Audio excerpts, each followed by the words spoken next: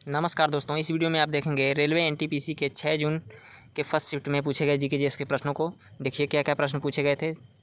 देखिए पहला प्रश्न पूछा गया था दबाव का आयामी सूत्र। तो इसका सही आंसर आपके ऑप्शन में दिया रहा होगा M1 L-1 T-2। यह बल प्रति इकाई क्षेत्र होता है जिसका मात्रक पास्कल होता है। तो इफेक्ट आप याद रखेंगे।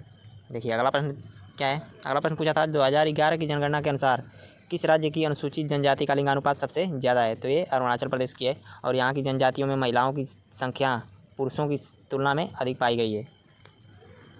नेक्स्ट प्रश्न पूछा था सूक्ष्म लघु और मध्यम उद्यम दिवस हर साल कब मनाया जाता है। तो ये 27 जून को मनाया जाता है। यह दिन वैश्विक स्तर पर MSME क्षेत्र के योगदान को सम्मानित करने के लिए मनाया जाता है।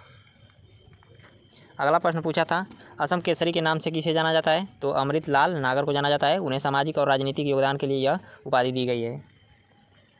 नेक्स्ट प्रश्न पूछा गया था गोल्डन ग्लोब अवार्ड में भारत की ओर से नामांकित महिला निर्देशक कौन है। तो ये पायल कपाड़िया हैं और इनकी film All We Imagine as Light को अंतर्राष्ट्रीय स्तर पर सराहना मिली है।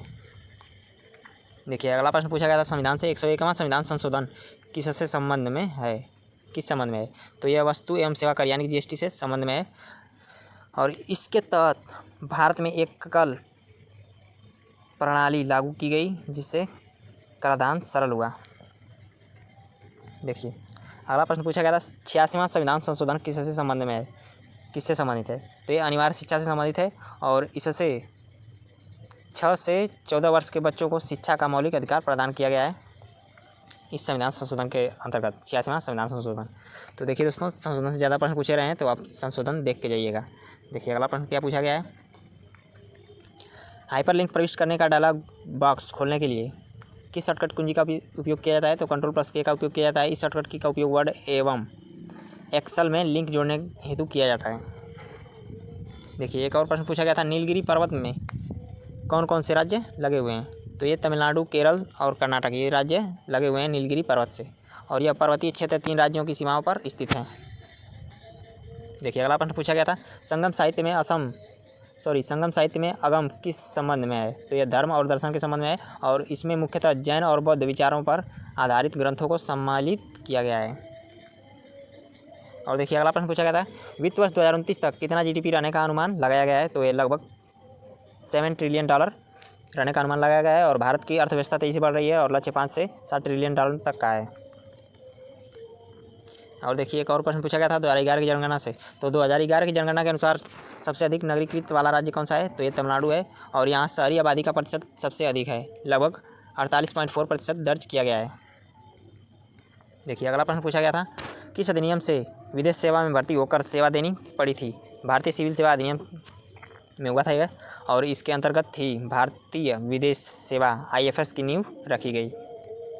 और देखिए नेक्स्ट प्रश्न पूछा गया था 1292 का विदिशा आक्रमण किस हद से संबंधित है। तो ये अलाउद्दीन खिलजी से संबंधित है और उन्होंने मालवा क्षेत्र में विस्तार के लिए यह आक्रमण किया था। तो ये फैक्ट भाई आप याद रखेंगे। और देखिए सेबी के 11वें अध्यक्ष कौन बने थे, ये प्रश्न पूछा गया था। तो ये अजय त्यागी बने हैं और ये पूंजी बाजार की निगरानी और नियमन के लिए उत्तरदायी संस्था के प्रमुख बने हैं।